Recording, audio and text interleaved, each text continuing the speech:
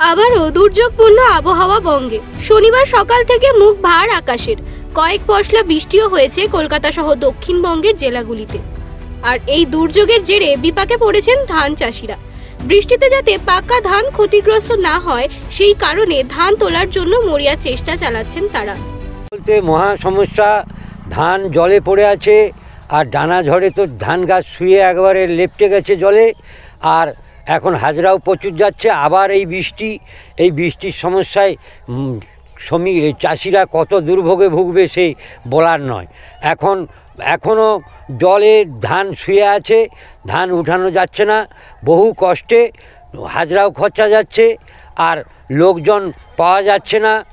আর এই সমস্যায় চাষিরা পড়ে গেছে আর শ্রমিকরাও অনেক কষ্টে দুর্ভোগ ভুগছে। কিছুদিন আগে ডানা ঘূর্ণিঝড় ক্ষতিগ্রস্ত হয়েছিল দক্ষিণ 24 পরগনা জেলার ধান চাষিরা।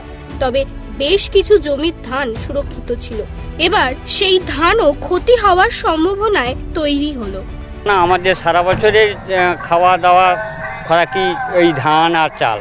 যদি মাঠে ধান না পাই বাড়ি নিয়ে যেতে, তা আমাদের অবস্থা খুবই খারাপ, আমাদের না খেয়ে মরতে। সকাল থেকে বৃষ্টি হচ্ছিল? তো সকাল থেকে বৃষ্টি হচ্ছিল, মাঝে মাঝে এখন হালকা হালকা হচ্ছে আর আকাশে এখনও মেঘ।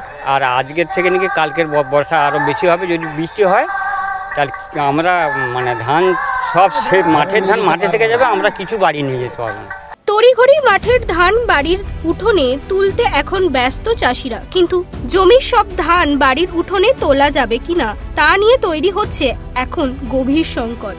তো অনেকটাই বৃষ্টি হলে মাঠের ধান মাঠে থেকে যাবে, বউ বাচ্চা নিয়ে এসে ধান তুলতে হচ্ছে আমাদের। অনেক কষ্ট করে ধানকে চাষ করেছি, ফল কতটা পাবো বলতে পারছি না। এই যে কদিন আগে ডানা ঘূর্ণিঝড় হয়েছিল, কতটা সমস্যা পড়তে হয়েছে? সমস্যা তো অনেকটাই, ঝড় বৃষ্টিতে ধান শুয়ে গেছে। তা বাদে এই যে আবার জল বৃষ্টি, এর মধ্যে ধান পাবো কতটা বলতে পারছি না।